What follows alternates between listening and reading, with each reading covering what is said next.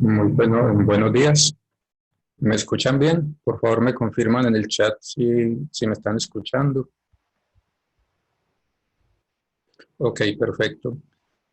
Ya veo que confirman que están escuchando. Les recuerdo que pues, los micrófonos están deshabilitados para que puedan escuchar bien la tutoría que vamos a iniciar. Bueno,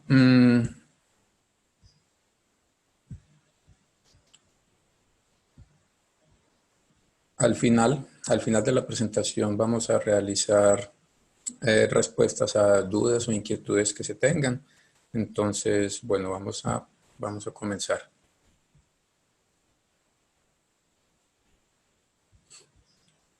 Un momento, por favor, yo configuro algo acá.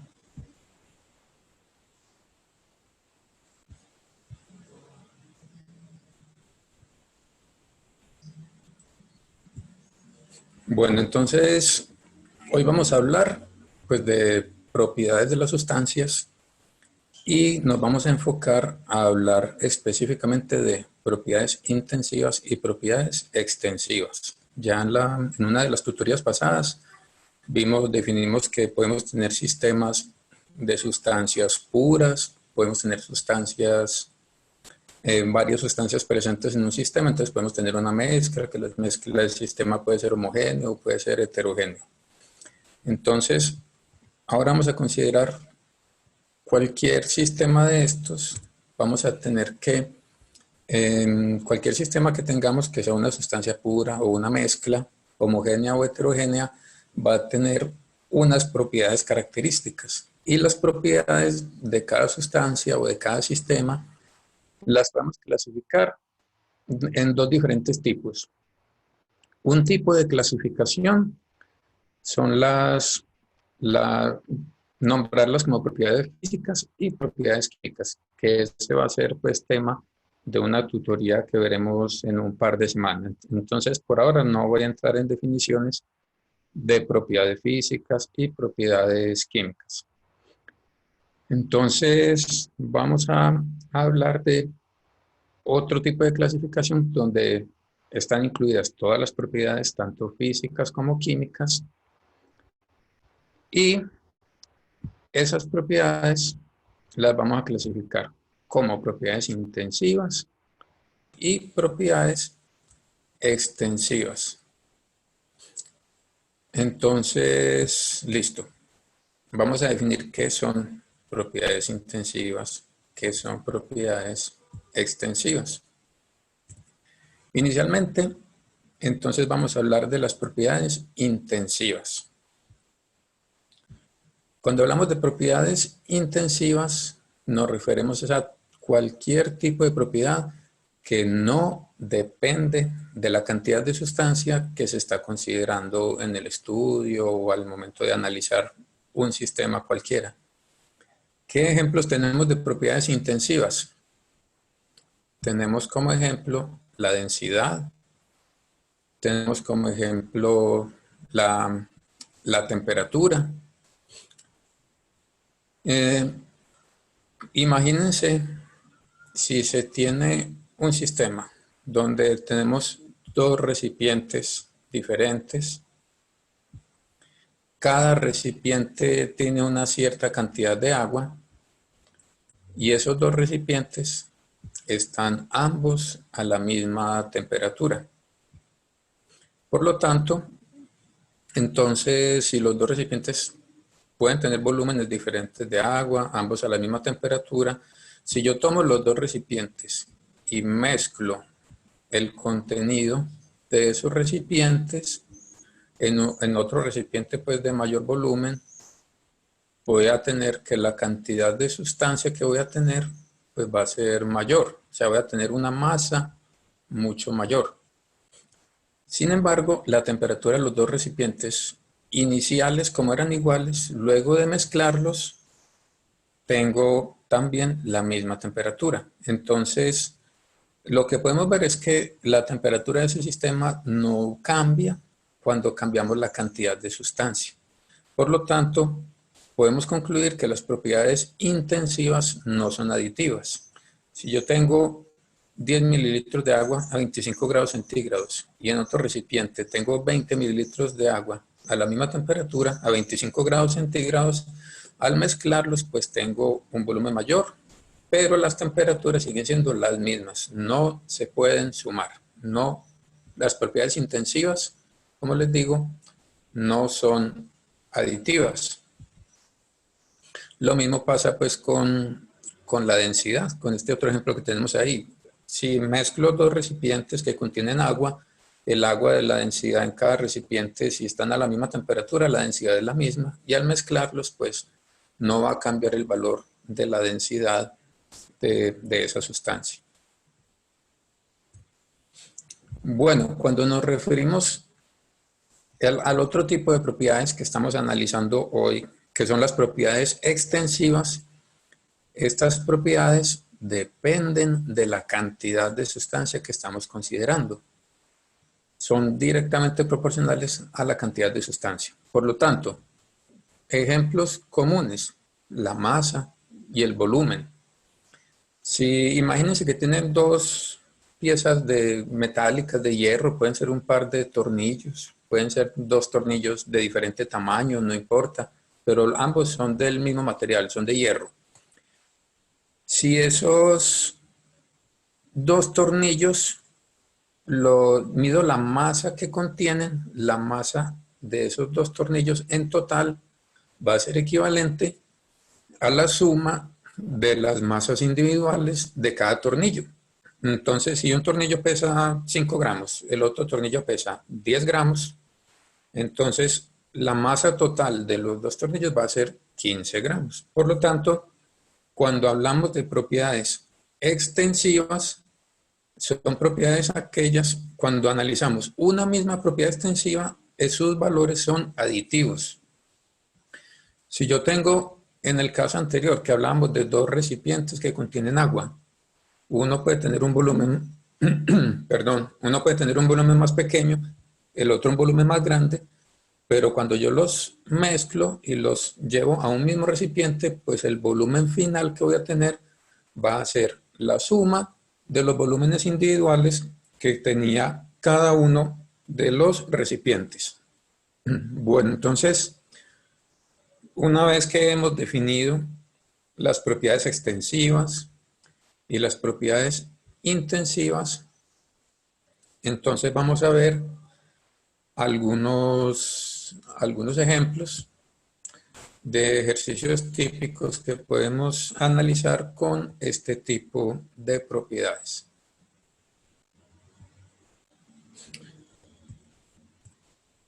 Bueno, entonces vamos a hacer un primer ejercicio en el cual nos dicen que tenemos un recipiente. Este recipiente tiene 1 mol de nitrógeno gaseoso. Entonces, tenemos también otro recipiente en el que tenemos 2 moles de oxígeno gaseoso. Ahora, si los dos recipientes están a la misma presión y los dos recipientes están a la misma temperatura, nos preguntan cuál de las siguientes afirmaciones es la afirmación correcta. Entonces, primero nos dicen en la opción A que los recipientes tienen igual número de moléculas. Luego nos dicen en la opción B que la densidad de los dos gases es igual. Luego nos dicen en la opción C que el número de moléculas de oxígeno es el doble que el de nitrógeno.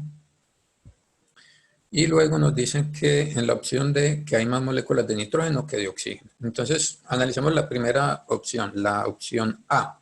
Acá nos dicen, los recipientes tienen igual número de moléculas. Resulta que el número de moléculas, ¿de qué va a depender? Pues de la cantidad de sustancia. Y la cantidad de sustancia va a venir definida por la masa. Y podemos calcular cuál es la masa que hay en 1 mol de nitrógeno y cuál es la masa que hay en 2 moles de oxígeno. ¿Cómo? Pues a partir de la masa molar de cada una de estas moléculas. Entonces, lo que podemos encontrar es que en 1 mol sabemos que la cantidad de moléculas que hay está definida por el número de Avogadro.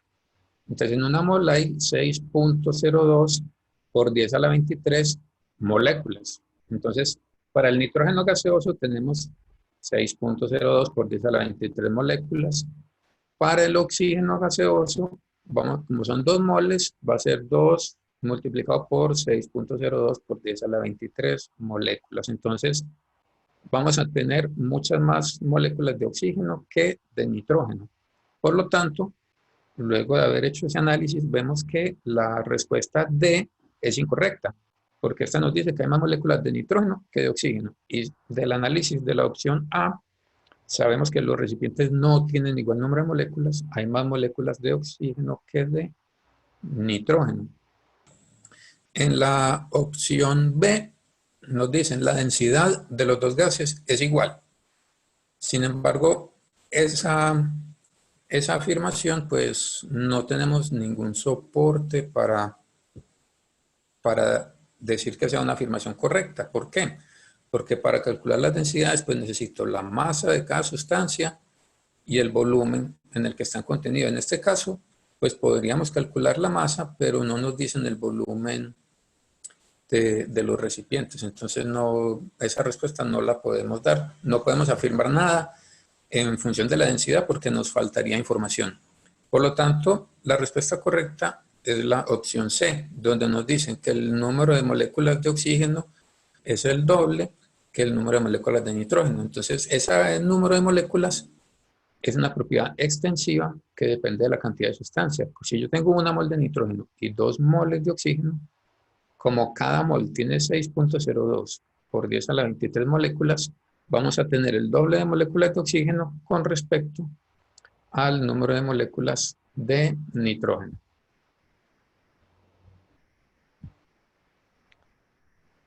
Bueno, vamos a continuar con el siguiente ejercicio. En este otro ejercicio nos dan una tabla con una serie de sustancias y a cada sustancia nos dan la fórmula química que la describe. Nos dicen, las sustancias listadas en la tabla son comúnmente utilizadas como fertilizantes y contribuyen a la nitrogenación de los suelos. Nos dicen entonces, a partir de la información proporcionada, o sea, pues la fórmula de cada sustancia, ¿cuál será la sustancia que tenga una mayor contribución de nitrógeno? Bueno, obviamente sería la mayor contribución de nitrógeno por cada molécula. Entonces, por ejemplo, tenemos la urea, que la urea, si analizamos su fórmula, cada molécula de urea va a aportar, miren que el grupo NH2 está entre paréntesis y por fuera del paréntesis hay un subíndice 2. O sea que cada molécula de urea va a aportar 2 átomos de nitrógeno. El nitrato de amonio, vemos que también aporta por cada molécula 2 átomos de nitrógeno. Entonces, la contribución de nitrógeno de la urea y el nitrato de amonio sería equivalente. La guanidina, vemos que tiene el grupo NH2, también está entre paréntesis, con un subíndice 2 por fuera del paréntesis. Entonces, hay 2 grupos NH2 y aparte de eso está otro nitrógeno en el HNC. Por lo tanto, cada molécula de guanidina aportaría 3 átomos de nitrógeno. Entonces, aquí vemos que la guanidina aportaría más nitrógeno que la urea, el nitrato de amonio. Y el último en la tabla es el amoníaco, donde pues vemos que el amoníaco solo tiene un átomo de nitrógeno, por lo tanto aquí del análisis de la fórmula vemos que el compuesto o la sustancia que tendría una mayor contribución de nitrógeno al suelo como fertilizante sería la guanidina. Cada molécula de guanidina aportaría 3 átomos de nitrógeno. Bueno, continuamos con el siguiente ejercicio. Este ejercicio nos muestra una figura donde nos presentan 4 recipientes. Esos 4 recipientes, el recipiente 1 tiene 1 mililitro de tolueno, el recipiente 2 contiene 2 mililitros de agua, el recipiente 3 tiene 1 mililitro de ácido acrílico y el recipiente 4 tiene 2 mililitros de tolueno. Entonces aquí tenemos pues 4 recipientes, a pesar de que el recipiente 1 y el 4 son la misma sustancia, tolueno, pero en diferentes cantidades. Y mientras que el recipiente 2 tiene agua, el recipiente 3 tiene acrílico. Pues cada una de esas sustancias va a tener unas propiedades características. Aquí lo que podemos ver es que pues cada sustancia va a tener una densidad diferente. Nos dan a 25 grados centígrados cuál es la densidad de cada sustancia. El tolueno es 0.87 gramos por mililitro. El ácido acrílico tiene una densidad de 1,06 gramos por mililitro. Y el agua tiene una densidad de 0.99 gramos por mililitro. Teniendo esa información de las densidades de cada una de las sustancias presentes en los 4 recipientes, nos dicen, se puede afirmar que, opción A, el recipiente 4 tiene la mayor masa. Opción B, los recipientes 1 y 3 tienen masas iguales. Opción C, el recipiente 1 tiene la menor masa. Opción D, el recipiente 1 tiene una masa mayor al recipiente 3. Bueno, entonces vamos a analizar las opciones una por una. En la opción A nos hablan del recipiente 4, nos dicen que si se puede afirmar que ese tiene la mayor masa de todas. Pues bueno, de los 3 líquidos que tenemos, vemos que las densidades, las diferencias en densidades no son muy altas. Tenemos que el tolueno tiene una densidad que es la menor de todas, de 0.87, y el ácido acrílico, la densidad mayor de todas, que es 1,06. Entonces, ese recipiente 4 tiene un volumen de 2 mililitros, por lo tanto, la masa del recipiente 4, como las diferencias en densidad son pequeñas, el recipiente 4 debe tener una masa mayor que la de 1 mililitro de ácido acrílico y de 1 mililitro de tolueno, obviamente. O sea, la masa del recipiente 4 es mayor que la del 1 y la del 3. Lo podríamos verificar simplemente multiplicando la densidad. Cuando la multiplicamos por el volumen, nos va a dar la masa. Entonces, eso pues podríamos verificarlo pues fácilmente. Sin embargo, a pesar de que el recipiente 4 tiene una masa mayor al recipiente 1 y 3, resulta que el recipiente 2 tiene el mismo volumen que el recipiente 4 y el recipiente 2 que contiene agua, la densidad del agua es 0.99, que es mayor a la densidad del tolueno. Por lo tanto, de los 4 recipientes, el recipiente 2 es el recipiente que tiene la mayor masa. Por lo tanto, la opción A es incorrecta. Nos dice la opción B, los recipientes 1 y 3 tienen masas iguales. El recipiente 1 tiene 1 mililitro de tolueno, el recipiente 3 tiene 1 mililitro de ácido acrílico. Los dos recipientes 1 y 3 tienen el mismo volumen, pero la densidad del tolueno es diferente a la densidad del ácido acrílico. Entonces, cuando yo multiplico la densidad del tolueno, que es 0.87 gramos por mililitro, por un volumen de 1 mililitro, voy a tener en el recipiente 1 una masa de 0.87 gramos, mientras que en el recipiente 3, ese ácido acrílico que tiene una densidad de 1,06 gramos por mililitro, si yo multiplico esa densidad por 1 mililitro de ácido acrílico, nos da una masa de 1,06 gramos. Por lo tanto, el recipiente 1 y 3 tienen masas diferentes y la opción B es incorrecta. Miremos la opción C. Nos dicen que el recipiente 1 tiene la menor masa. Pues como sabemos ya que las densidades de esas 3 sustancias no son tan diferentes, el recipiente 2 y el 4, por tener un volumen de 2 mililitros, van a ser los de mayor masa. Entonces, el recipiente de menor masa tiene que estar entre el recipiente 1 y el 3, que son los que tienen 1 mililitro. Como analizamos hace un momento, el tolueno tiene una densidad menor que la del ácido acrílico, por lo tanto, el recipiente 1, que es el que contiene 1 mililitro de tolueno, va a tener la menor masa, que serán 0,87 gramos. Por lo tanto, la opción C es la opción correcta.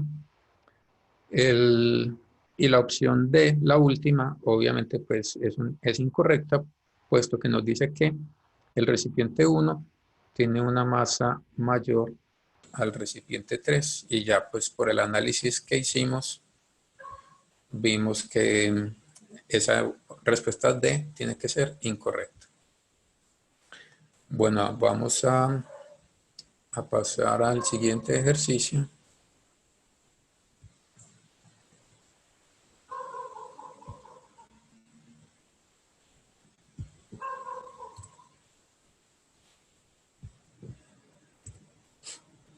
Bueno, entonces, listo. Aquí en este ejercicio tenemos una tabla donde nos dan unas densidades.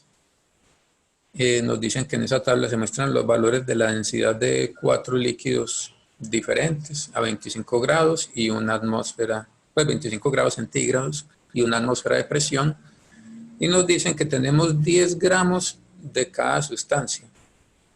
Nos preguntan, ¿cuál líquido ocupará un mayor volumen? Entonces, pues sabemos que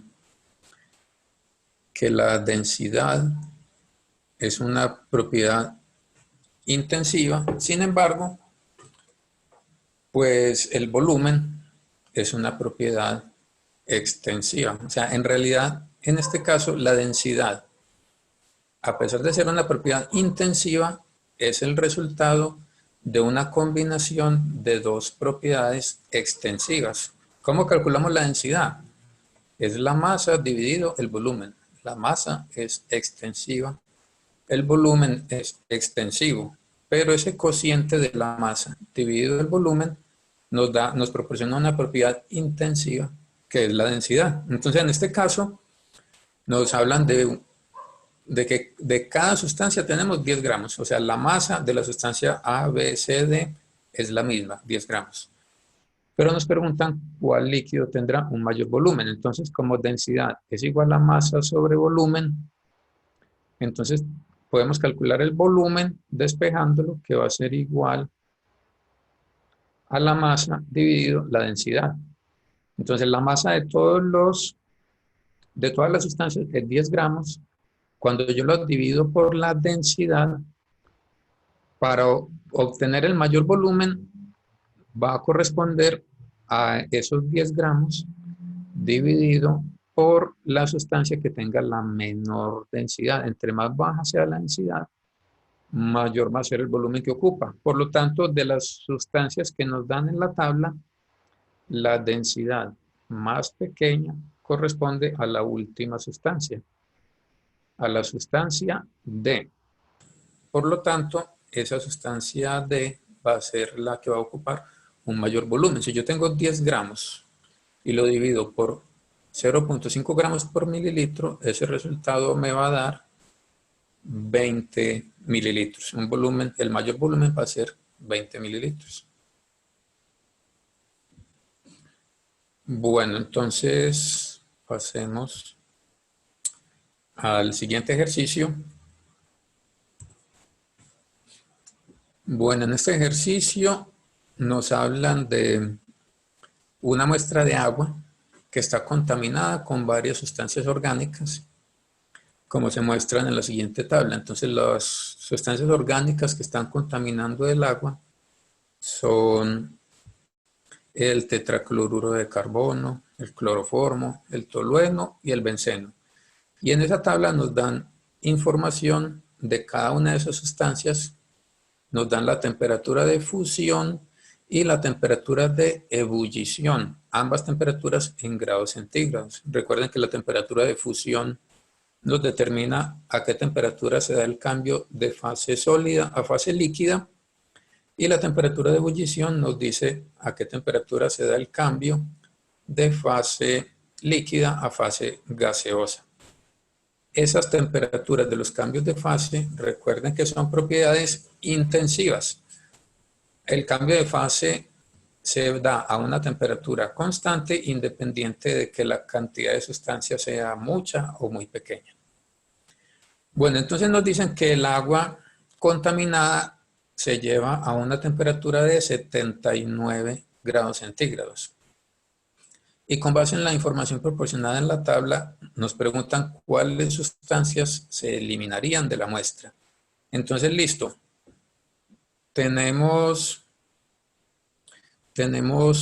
una cierta cantidad de agua contaminada, la calentamos a 79 grados centígrados, y para saber cuáles sustancias se eliminarían de la muestra, tenemos que analizar sus propiedades para determinar a esa temperatura cuáles han cambiado a fase gaseosa. Pues a fase gaseosa van a cambiar todas aquellas cuya temperatura de ebullición sea menor a 79 grados centígrados. Entonces lo que podemos ver es que el tetracloruro de carbono tiene una temperatura de ebullición de 77 grados centígrados, por lo tanto, al calentar el agua a 79 grados centígrados, el tetracloruro de carbono va a pasar a fase gaseosa y se va a eliminar.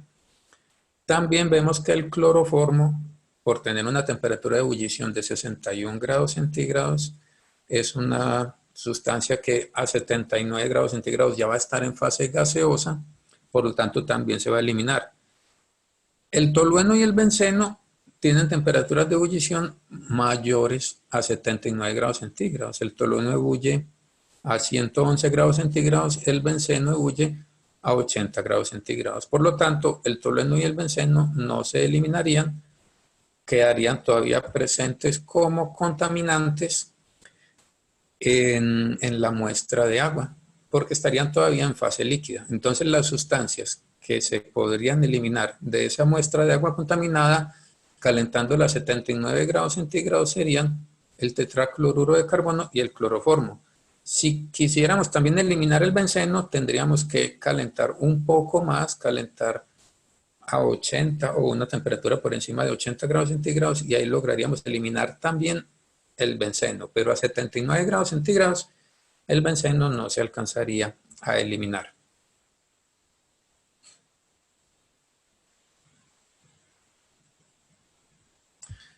Bueno, vamos a pasar al siguiente ejercicio. Entonces, en el siguiente ejercicio tenemos que se somete a ebullición agua destilada en varios recipientes que contienen cada uno una cantidad diferente de agua. Un recipiente tiene 5 mililitros, el otro contiene 20 mililitros, el otro tiene 50 mililitros y el último 200 mililitros. Todos se calientan y se llevan hasta que el agua ebulla. Nos preguntan cuál es el gráfico que mejor representa ese proceso. Entonces, recuerden que la ebullición se da cuando tenemos el cambio de fase de líquido a gas. Esa ebullición se da a una temperatura constante y esa temperatura de ebullición es una propiedad intensiva, no depende de la cantidad de sustancia. Entonces, esos recipientes que tienen cada uno un volumen diferente de sustancia, por lo tanto, cada uno tiene una masa diferente de sustancia, resulta que todos los recipientes deben ebullir a una misma temperatura si es agua destilada y si estamos al nivel del mar, a una atmósfera de presión, el agua ebulle a 100 grados centígrados. Entonces, miren que en los gráficos que aparecen en la parte de abajo, en el eje Y de cada gráfico tenemos la temperatura de ebullición, mientras que en el eje X tenemos el volumen. Entonces, cada uno de esos gráficos, el gráfico A, el B, el C, el D, nos dan diferentes representaciones de cómo depende la temperatura de ebullición en función del volumen.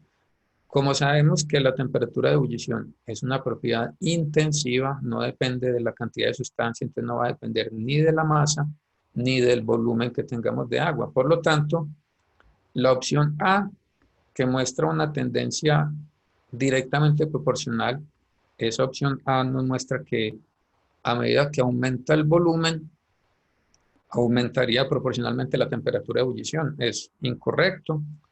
La opción B nos muestra que a medida que aumenta el volumen, la temperatura de ebullición permanece constante. Tenemos una línea horizontal. Esa opción B es la respuesta correcta, porque la temperatura de ebullición no va a depender del volumen que tengamos en cada recipiente. Por lo tanto, la opción C, que ese gráfico nos estaría diciendo que a medida que aumenta el volumen, la temperatura de ebullición disminuye en forma lineal, es incorrecto. Y la última, la opción D, también es incorrecta porque nos representa una dependencia exponencial que a medida que aumenta el volumen, la temperatura de ebullición crece exponencialmente, lo cual también es incorrecto. Bueno, con eso terminamos algunos ejercicios de ejemplo que tenía para hoy para mostrarles sobre las propiedades intensivas y propiedades extensivas Voy a revisar el chat a ver qué preguntas hay con respecto a estos ejercicios.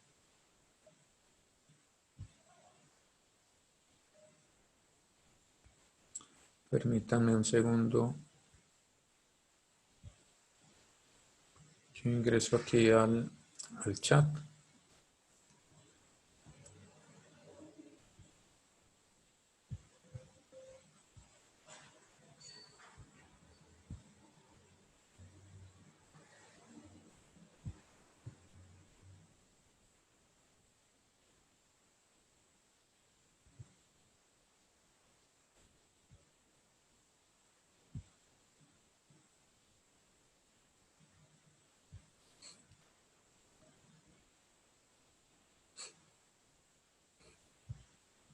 Bueno, entonces vamos a ver qué preguntas hay acá. El último ejercicio, alguien pregunta, este último ejercicio que no lo entendió. Bueno, en este último ejercicio tenemos que, en resumen, sabemos que la temperatura de ebullición es una propiedad intensiva, es una propiedad que no depende de la cantidad de sustancia. El volumen que tenemos en cada recipiente, 5, 20, 50, 200 mililitros, el volumen entonces va a estar proporcional obviamente a la cantidad de sustancia.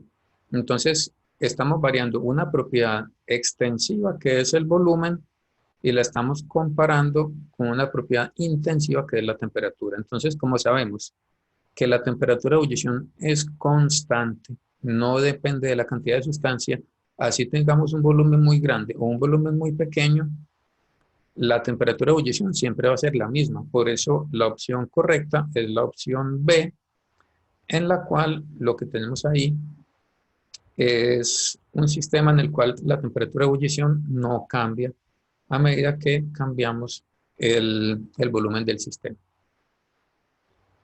Bueno, alguien pregunta por el primer ejercicio que no lo entendió. Me voy a devolver.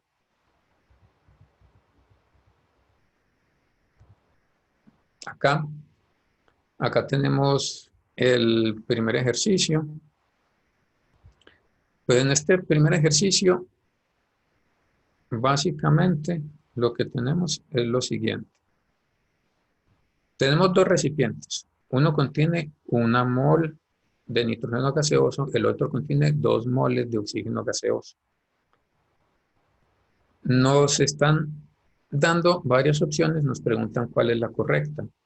Entonces acá lo que tenemos es que la cantidad de moléculas que hay en cada recipiente va a depender de cuántas moles hay. Una mol, según el número de Avogadro, una mol tiene 6.02 por 10 a la 23 moléculas. Entonces, como el recipiente de oxígeno tiene 2 moles y el recipiente de nitrógeno tiene una mol, aquí podemos ver que de oxígeno vamos a tener el doble de moléculas que en el recipiente de nitrógeno. Por lo tanto, la opción A, que dicen que tienen igual número de moléculas, es incorrecta. La opción B, que nos hablan de la densidad, pues no podemos afirmar nada porque no tenemos datos suficientes para calcular las densidades. La opción C nos dice el número de moléculas de oxígeno es el doble que el nitrógeno, esa es la opción correcta. Y la opción D dice que hay más moléculas de nitrógeno que de oxígeno, lo cual es incorrecto porque de nitrógeno tenemos la mitad que las moléculas de oxígeno. Bueno,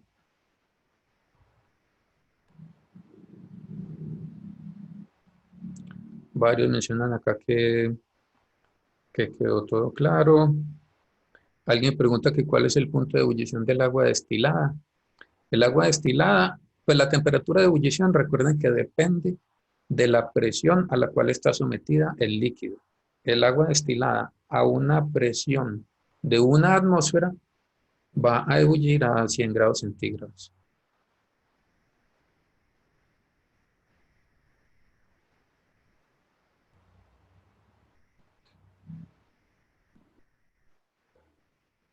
Bueno, aquí me preguntan que el tercer ejercicio, el tercer ejercicio es el que nos da eh, 4 recipientes, cada uno con un contenido determinado de una sustancia. Entonces, bueno, en ese tercer ejercicio nos dan las densidades del tolueno, del agua y del ácido acrílico.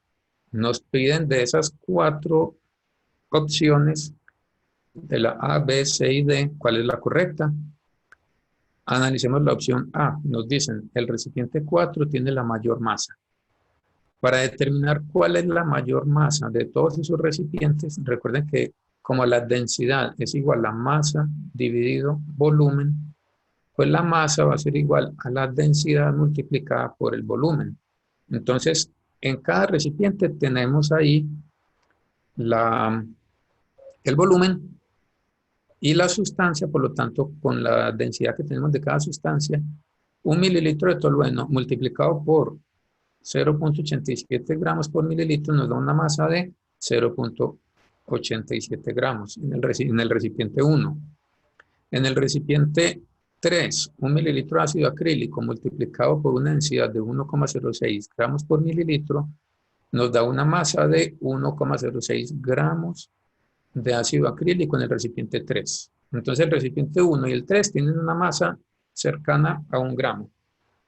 Los recipientes 2 y 4, como tienen un mayor volumen y el volumen es proporcional a la masa, tendrán una masa mayor. El recipiente 2 tiene 2 mililitros de agua y como la densidad del agua es 0,99 gramos por mililitro, la masa del recipiente 2 va a ser 1,98 gramos. Mientras que el recipiente 4 tiene 2 mililitros y lo multiplico por la masa, el 2 mililitros de tolueno en el recipiente 4. Si lo multiplico por la densidad de tolueno, que es 0,87 gramos por mililitro, al hacer ese cálculo, vamos a encontrar que la masa del recipiente 4 va a ser 1,74 gramos. Entonces, de esos 4 recipientes, el que tiene la mayor masa es el recipiente 2. Entonces, la opción A es incorrecta. La opción B dice que los recipientes 1 y 3 tienen masas iguales. El recipiente 1 tiene 1 mililitro de tolueno. El recipiente 3, 1 mililitro de ácido acrílico. Recipientes 1 y 3 tienen el mismo volumen, pero sustancias con densidad diferente. Entonces, como tienen 2 sustancias de densidad diferente, vamos a tener en la masa de cada recipiente, como es el producto del volumen por la densidad, van a tener masas diferentes. Entonces, la opción B es incorrecta. La opción C nos dice que el recipiente 1 tiene la menor masa. Entonces, eso sí lo podemos analizar. El recipiente 1, como tiene una densidad del tolueno de 0,87 gramos por mililitro, al multiplicarlo por 1 mililitro del volumen, nos da una masa de 0,87 gramos. Los recipientes 2 y 4, como tienen 2 mililitros de líquido y como las densidades no son muy diferentes, van a tener masa mayor. Y el recipiente 3 tiene 1 mililitro de ácido acrílico, pero el ácido acrílico es más denso que el tolueno, entonces va a ser más pesado que el recipiente 1. Entonces, la opción C es la correcta. Ese mismo análisis nos lleva a que la opción D es incorrecta porque el recipiente 1 no tiene una masa mayor que el recipiente 3. Bueno, vamos a ver qué más preguntas hay acá en el chat.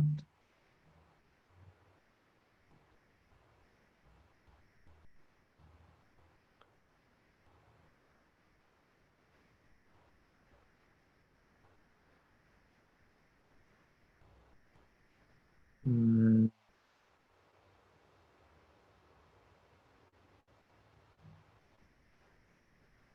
Alguien pregunta que cómo implica el número de Avogadro en la presión. O sea, en realidad, pues el número de Avogadro es una constante que si yo tengo esa un gas o una mol de sustancia, sea una mol de sustancia líquida, gaseosa o sólida, en una mol tengo 6.02 por 10 a la 23 moléculas, independiente de la presión a que yo tenga ese sistema. Por lo tanto, pues no hay un efecto de la presión sobre el número de Avogadro.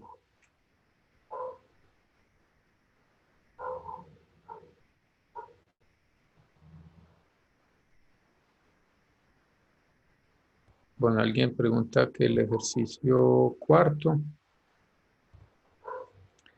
este cuarto ejercicio nos menciona valores de densidad de 4 líquidos diferentes, el líquido A, el B, el C y el D, todos a la misma temperatura, todos a la misma presión y todos con la misma masa, 10 gramos de cada uno. Nos dicen cuál líquido ocupará un mayor volumen. Entonces, como masa, perdón, densidad es igual a masa sobre volumen, cuando yo despejo el volumen va a ser igual a masa dividido la densidad.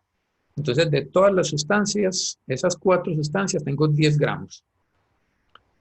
Si yo tengo 10 gramos, cuando lo divido por cada una de esas densidades, me va a dar como resultado el volumen.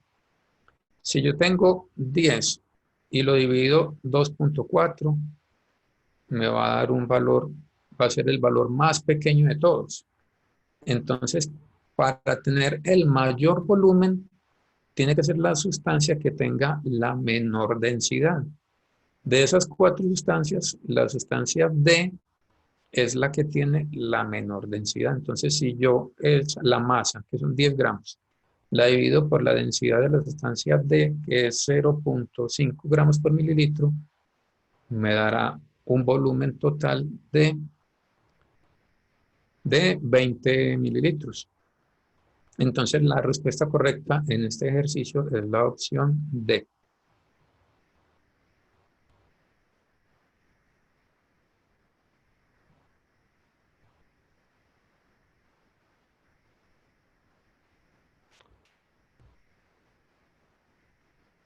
Bueno, jóvenes, con esto pues damos por terminada la tutoría de hoy. Ahorita a las 11 de la mañana va a comenzar una nueva tutoría para que por favor estén todos pendientes. Bueno, que tengan un buen día. Hasta luego.